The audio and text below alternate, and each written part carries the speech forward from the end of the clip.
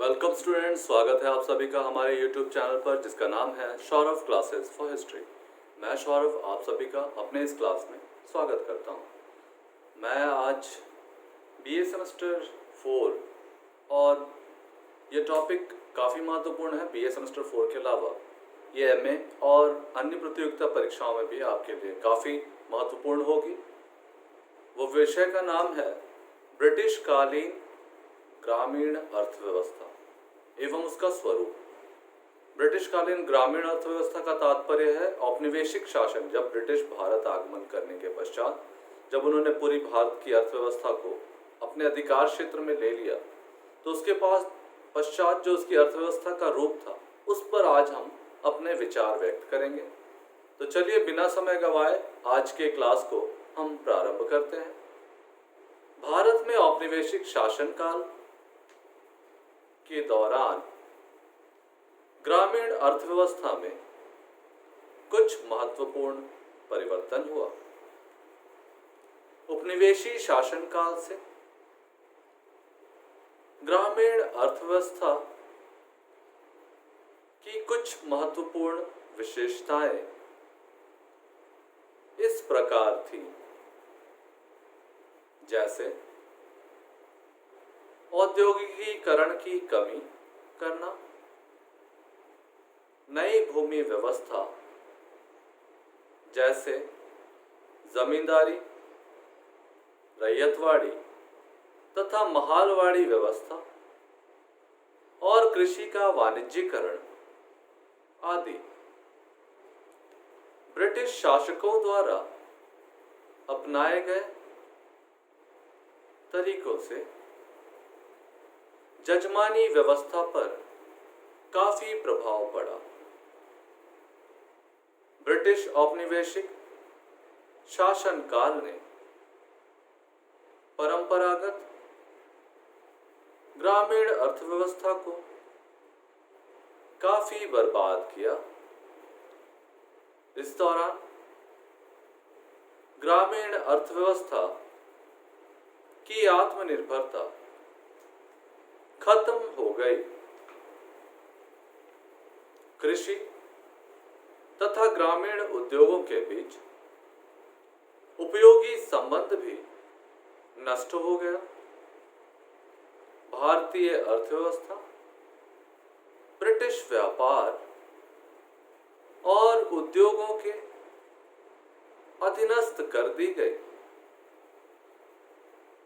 British शासनकाल में ग्रामीण कारीगरों के उद्योगों को भारी क्षति पहुंचाई। घरेलू वस्तुएं सामान्य तकनीकी द्वारा छोटे स्तर पर बनाए जाते थे। ये वस्तुएं ब्रिटेन में वृहद स्तर पर बनाई हुई सस्ती वस्तुओं के मुकाबले करने के सक्षम नहीं थी। कपड़ा बुनकरों के उद्योगों को काफी नुकसान पहुंचा। रेशम तथा ऊनी वस्त्रों के निर्माण पर भी काफी बुरा प्रभाव पड़ा। इस प्रकार चमड़े का काम, रंगाई, तेल निकालने वाले तथा लोहे के उद्योग को काफी नुकसान पहुंचा, क्योंकि इन सभी कार्यों को करने के लिए मशीन का इस्तेमाल होने लगा। रेल मार्ग के आ जाने से लघु एवं कुटीर उद्योगों को काफी क्षति पहुंची, क्योंकि अब ब्रिटिश वस्तुएं रेल द्वारा ग्रामीण क्षेत्र के दूर दूर दराज के हिस्सों में बेची जाने लगी। ब्रिटिश उद्योगों के लिए कृषि से संबंधित कच्चे मालों का आयात भी अधिक होने लगा। इससे भारतीय दस्तकारी का अर्थ होता है व्यापार, को भी काफी प्रभावित किया। गांव की कलाओं एवं दस्तकारी की बर्बादी से ग्रामीण अर्थव्यवस्था के औद्योगिकरण में कमी आना स्वाभाविक था। गांव के लघु उद्योग पर निर्भर जनसंख्या 18% से घटकर 8% हो गई थी। इंग्लैंड में बने कपड़ों के बाजार में आ जाने से सूत काटने वाले बुनकरों का नामो निशान प्रायः मिट सा गया था। गांव के अन्य कारीगरों पर भी इंग्लैंड के होने वाले आयात के कारण बुरा प्रभाव पड़ा। इसके फलस्वरूप लोगों की कृषि पर निर्भरता बढ़ गई। इससे परंपरागत जजमानी व्यवस्था में भी तनाव की स्थिति आई। देश को विभिन्न क्षेत्रों में ब्रिटिश सरकार ने 3 प्रकार के भू राजस्व व्यवस्था की शुरुआत की। ये व्यवस्थाएं जमींदारी, रैयतवाड़ी और महालवाड़ी थी।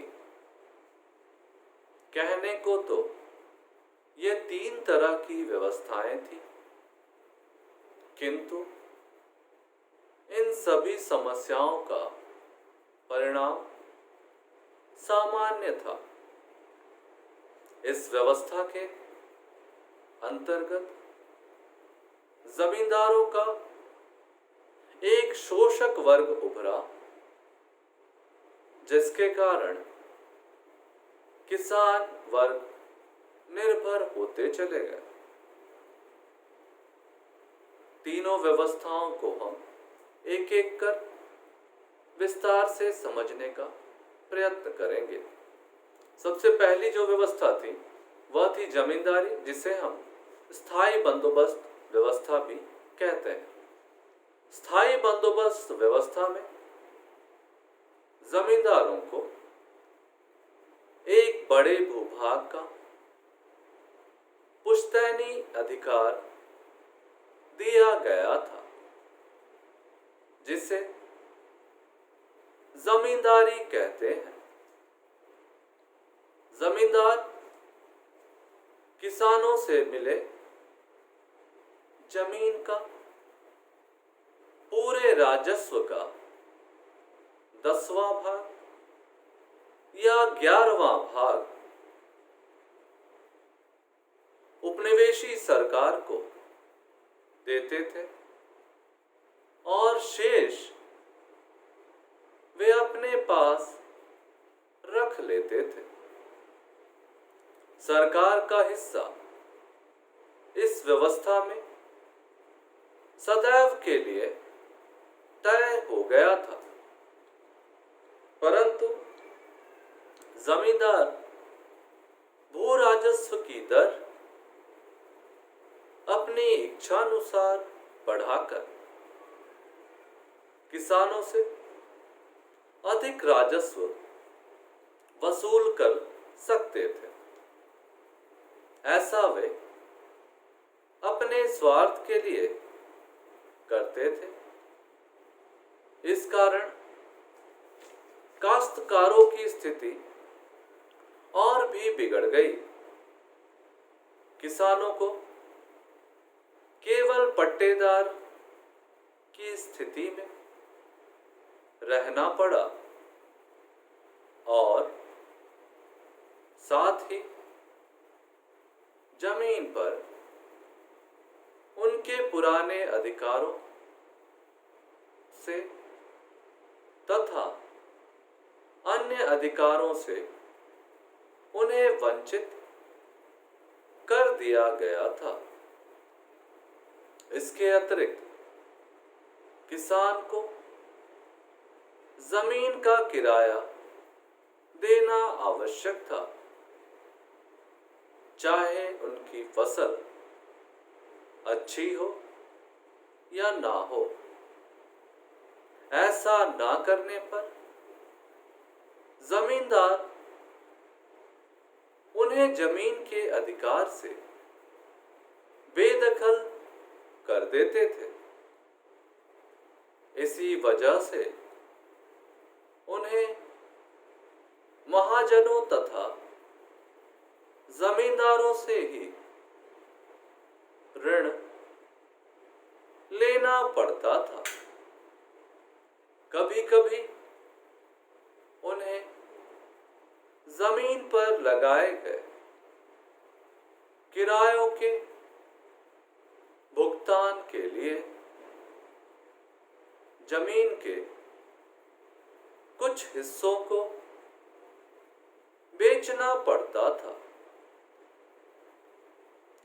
किसान की कर्जदार स्थिति में सुधार होने की जगह और बद से बदतर होती चली गई, जिससे उनकी गरीबी और ऋणग्रस्तता दिन प्रतिदिन बढ़ती ही गई। अब जो इसकी दूसरी महत्वपूर्ण व्यवस्था को लागू किया गया था वह था रैयतवाड़ी व्यवस्था। रैयतवाड़ी व्यवस्था के क्षेत्र में किसान जमीन के स्वामी होते थे, पर इसके लिए उन्हें सरकार को सीधे ही भू राजस्व देना पड़ता था। इस व्यवस्था में सरकार जमींदारों की भूमिका निभाती थी। भू राजस्व की दरों में समय समय पर बदलाव किया जाता था और इसके बढ़ने से किसान महाजनों के कर्ज के चक्कर में फंस जाते थे। इसके अतिरिक्त भू राजस्व ना दे पाने की स्थिति में किसानों को जमीन से वंचित होना पड़ता था। उनके स्थान पर नए जमींदार उभर कर आए। सरकार ने बहुत ही सख्ती से भू राजस्व की वसूली की। पुराने जमींदार गांव में रहते थे और फसल खराब होने पर लगान वसूली के समय नरमी भी बरतते थे, किंतु ऐसे जमींदारों को कर न वसूल पाने के कारण सरकार उनकी जमींदारी छीन लेती थी, जबकि नए जमींदार कस्बे में रहते थे और फसल अच्छी ना होने पर भी लगान वसूल करते थे। इसके अतिरिक्त उप सामंती प्रक्रियाएं भी शुरू हो गई थी।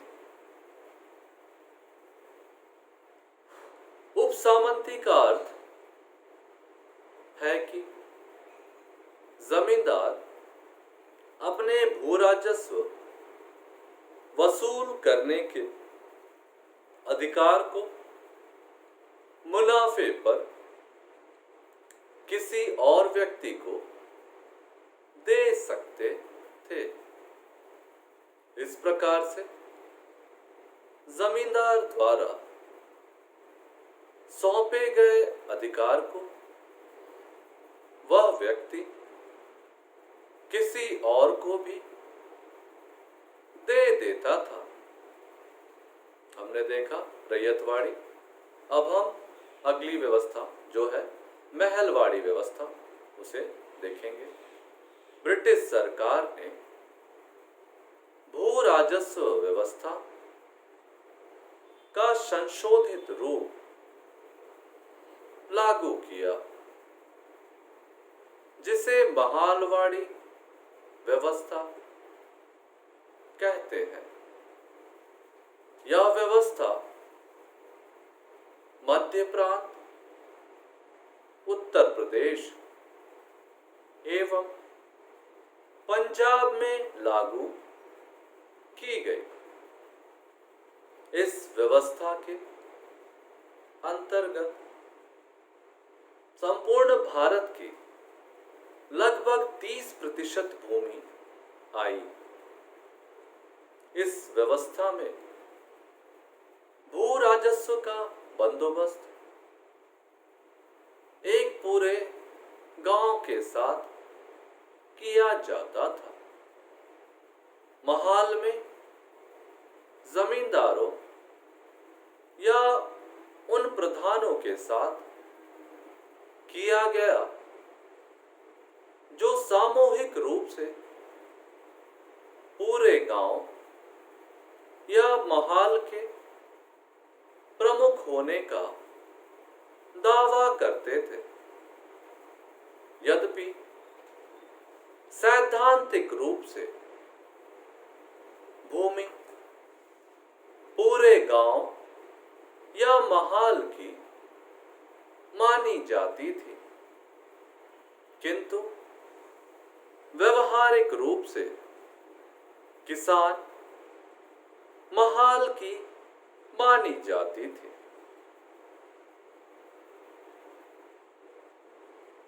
किंतु व्यवहारिक रूप से किसान महाल की भूमि को आपस में विभाजित कर लेते थे तथा लगान प्रमुख के पास जमा कर देते थे।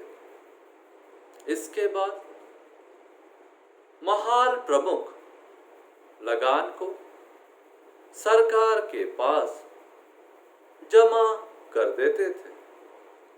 मुखिया या महाल प्रमुख को यह अधिकार था कि लगान अदा ना करने वाले किसान को जमीन से बेदखल कर दिया जाता था। इस व्यवस्था में लगान का निर्धारण महाल या गांव के उत्पादन के आधार पर किया जाता था।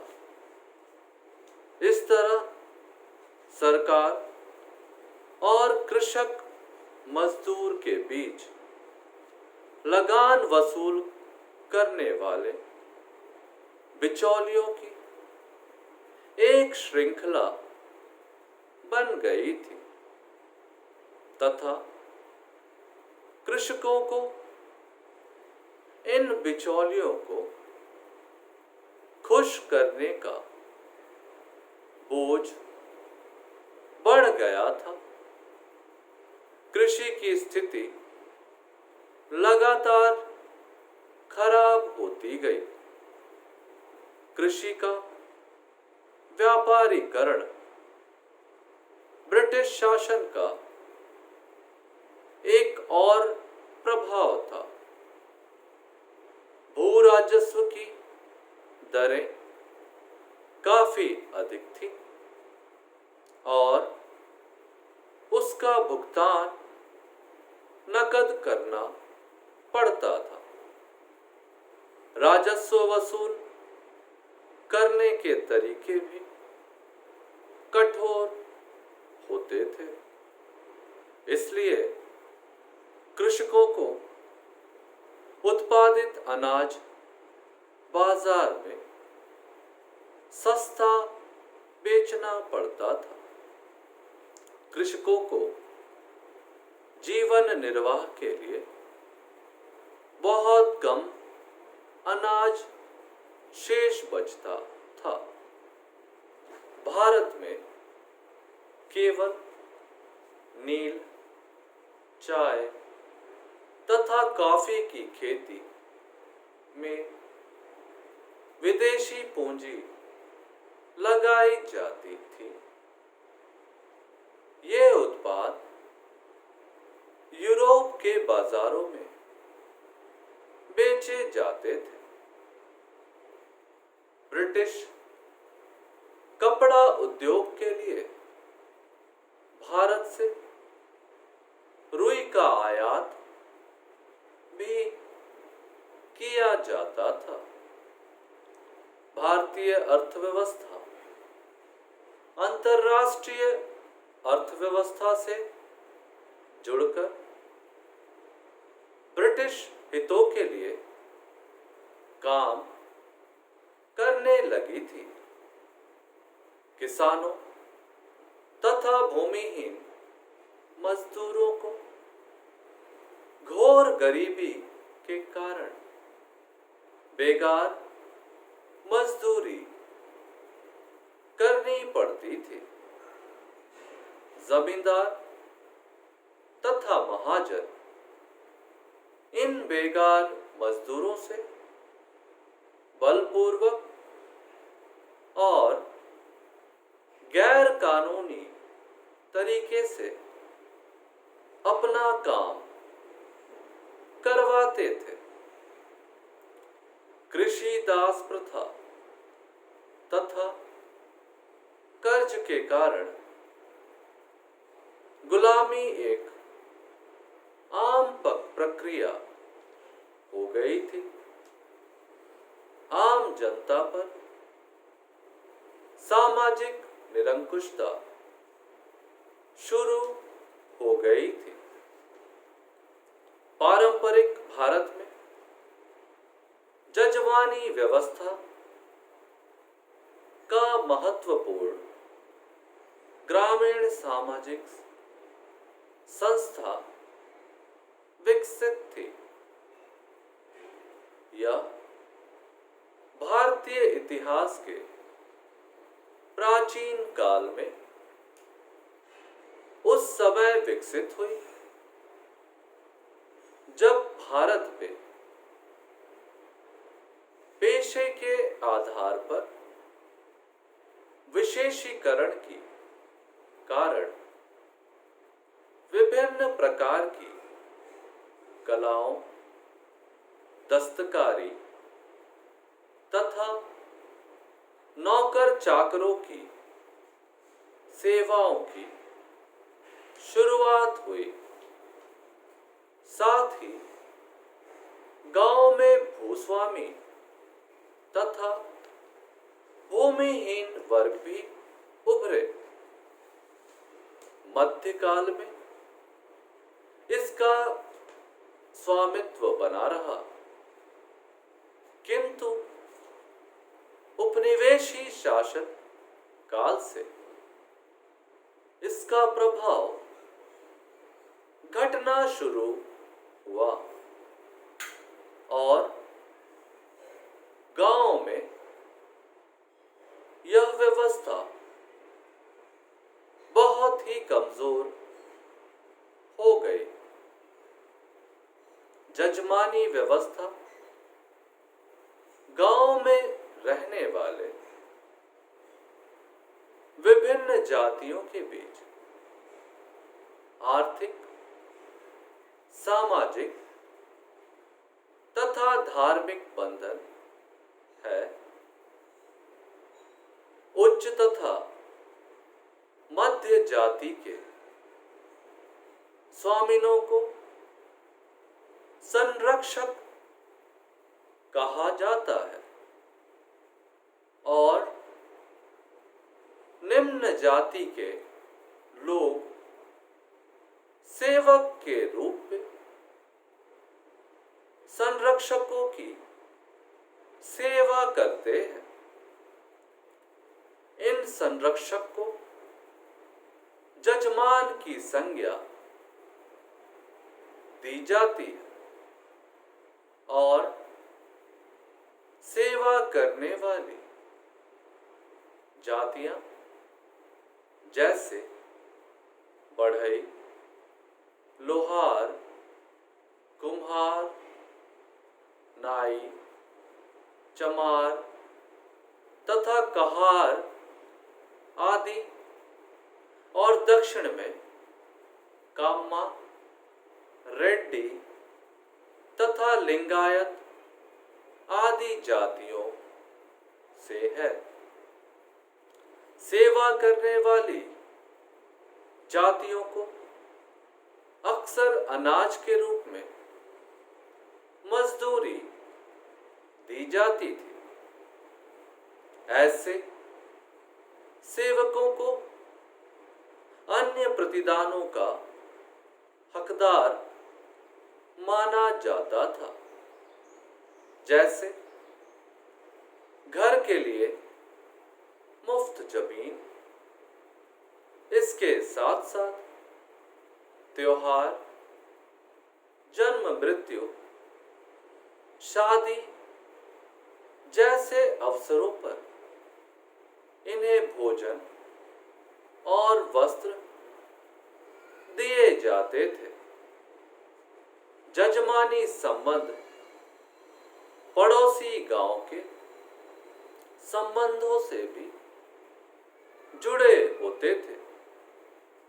जब कभी अधिकार तथा कर्तव्यों को लेकर यह जजमानी व्यवस्था से संबंधित अन्य बातों में अन्य समस्याएं होती हैं, तो उन्हें ग्रामीण या जातीय पंचायतों द्वारा सुलझाया जाता था। फिर भी जजमानी व्यवस्था मुख्य रूप से परिवार के स्तर पर ही काम करती थी।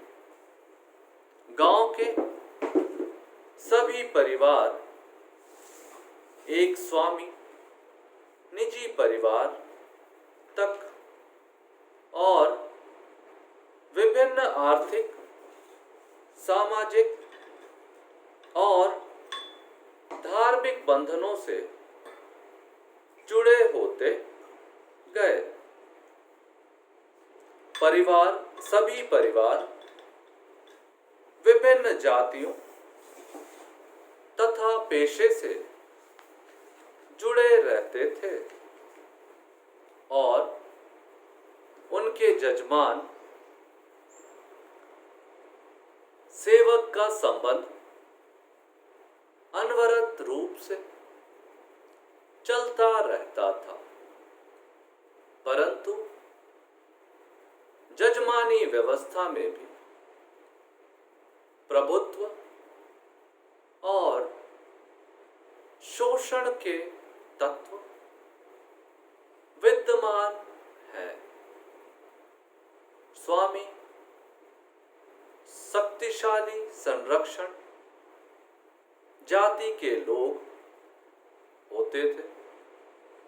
वे गरीब कारीगर तथा सेवा करने वाली निम्न जाति के लोगों पर अपना प्रभुत्व बनाए रखते हैं और उनका शोषण भी करते हैं। आज भी गांव में बहुत से परिवार जजमानी व्यवस्था से जुड़े हुए हैं, परंतु समय के साथ साथ आधुनिक काल में यह व्यवस्था कमजोर पड़ने लगी है। ग्रामीण क्षेत्र में अनेक तरह के परिवर्तन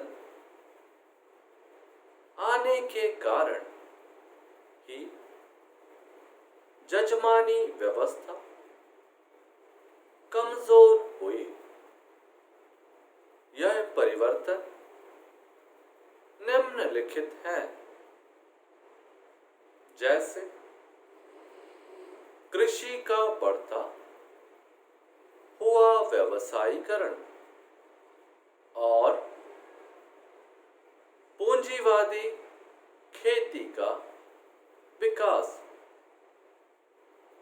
धन का अत्यधिक हस्तांतरण तथा मजदूरी, शहरी शिक्षा तथा जाति और पेशे का विघटन आदि। इस तरह से हमने देखा कि ग्रामीण जीवन के ब्रिटिशकालीन ग्रामीण जीवन की अर्थव्यवस्था का स्वरूप। अब हम इसका एक निष्कर्ष देखेंगे। अंत में हम निष्कर्ष पर प्रकाश डालेंगे कि हम इस प्रकार से ग्रामीण अर्थव्यवस्था, ब्रिटिशकालीन ग्रामीण अर्थव्यवस्था के स्वरूपों पर प्रकाश डालते हैं, तो यह स्पष्ट होता है कि ब्रिटिश काल में भारतीय अर्थव्यवस्था के स्वरूप में अनेक महत्वपूर्ण परिवर्तन हुए। इस दौरान ग्रामीण अर्थव्यवस्था की आत्मनिर्भरता समाप्त हुई तथा भारतीय ग्रामीण अर्थव्यवस्था पूरी तरह से ब्रिटिशों की कृपा दृष्टि पर निर्भर हो गई। इस दौरान भू राजस्व व्यवस्था के 3 प्रकार की श्रेणियां विकसित हुई। ये थी जमींदारी व्यवस्था,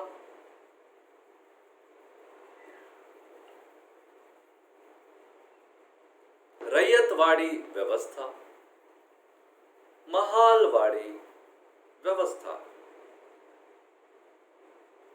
इन तीनों व्यवस्थाओं के आने के कारण अनेक महत्वपूर्ण परिवर्तन हुए। इनके माध्यम से किसानों का भरपूर शोषण हुआ। ग्रामीण जजमानी व्यवस्था में भी काफी परिवर्तन दृष्टिगोचर हुए। इस तरह से ब्रिटिशों के शोषक स्वरूप खुलकर इस दौरान देखने को मिले। ठीक है, इस प्रकार से हमारा यह जो चैप्टर है फिनिश होता है। हमने अपने इस चैप्टर में देखा कि ब्रिटिश काल में भारतीय ग्रामीण अर्थव्यवस्था का स्वरूप कैसा था। इससे संबंधित प्रश्नों की हम चर्चा करें तो हम पाते हैं कि इस प्रश्न को घुमाकर आपसे अनेक प्रकार से पूछे जा सकते हैं, जो आपको विभिन्न प्रतियोगिताओं में साथ ही साथ आपके करिकुलम सिलेबस के अनुसार भी पूछे जाएंगे। सबसे पहला जो सीधा सवाल होगा आपसे वह होगा कि ब्रिटिश काल में भारतीय ग्रामीण अर्थव्यवस्था के स्वरूप पर प्रकाश डालें। ठीक है, यह सीधा प्रश्न होगा कि अर्थव्यवस्था का स्वरूप कैसा था, उस पर प्रकाश डालें। इसके अलावा आपसे यह भी पूछा जा सकता है कि औपनिवेशिक शासन काल के दौरान भारतीय अर्थव्यवस्था किस तरह से परिवर्तित हुई, व्याख्या करें। औपनिवेशिक काल का तात्पर्य ब्रिटिश शासन का काल है, तो ये दोनों चीज सेम है। साथ ही साथ यदि आपसे घुमा के प्रश्न पूछा जाए कि ब्रिटिश शासन काल में भूमि व्यवस्था पर ब्रिटिश सरकार की नीति पर प्रकाश डाले, तो भी ये आप मैटर को लिख सकते हैं। ये आपको रैयतवाड़ी, महालवाड़ी और स्थायी बंदोबस्त की चर्चा करते हुए जजमानी व्यवस्था को दिखा सकते हैं। साथ ही साथ आपको इससे अनेक प्रकार के ऑब्जेक्टिव क्वेश्चंस भी पूछे जा सकते हैं, जो आपके नेट में या जेपीएससी के दौरान आपको देखने को मिल सकते हैं। तो आप इस विषय को सरलता से ना लें, इसे अच्छे से ध्यानपूर्वक पढ़ेंगे, इसको लिखते चले जाएंगे और इसको अच्छे से लर्न करेंगे। इससे काफ़ी प्रश्नों के आने की संभावना है। प्रश्न वही होते हैं, बस उनको पूछने का तरीका थोड़ा सा घुमावदार होता है। तो इसके लिए आपको यह सीखना पड़ेगा कि हमें किसी भी प्रकार से प्रश्न पूछें, बस उसके थोड़े से इंट्रोडक्शन को चेंज करना है और निष्कर्ष को आप अपनी ही भाषा में जितनी सरल शब्दों में लिख सके वो बेस्ट होगा।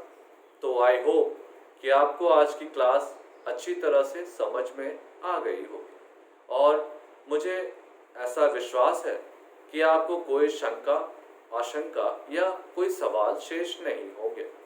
लेकिन फिर भी यदि आपके सामने इस विषय से संबंधित कोई प्रश्न हो तो आप हमें हमारे कमेंट में अपने सवाल छोड़ दें, हम उसका यथाशीघ्र निष्पादन करने का प्रयत्न करेंगे। और मैं आपको अपने ये वीडियोस के साथ मैं अपना कॉन्टैक्ट नंबर भी दे रहा हूँ।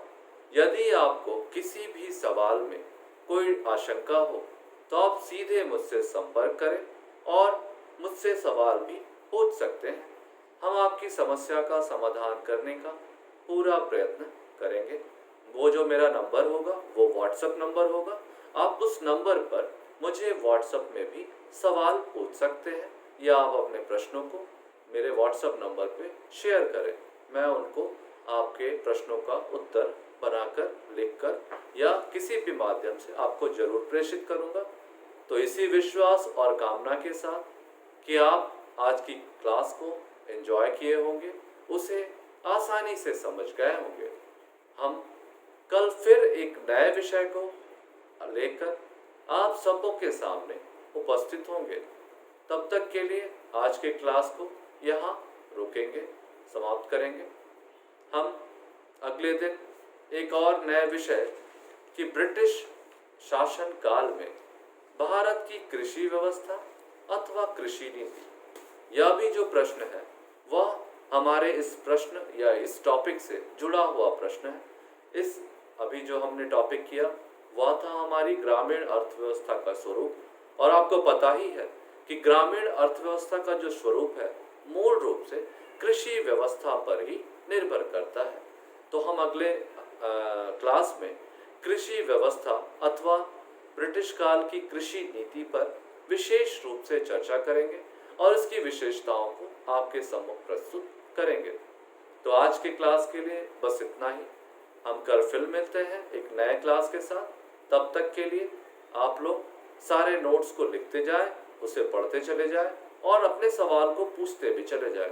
तो घरों में रहें, सुरक्षित रहें और पढ़ते रहें, ताकि जैसे ही लॉकडाउन समाप्त होता है आप सभी एग्जामिनेशन में जाएंगे। एग्जाम्स में अच्छे अंक लाकर आप अपना और अपने परिवार का नाम रोशन भी करें।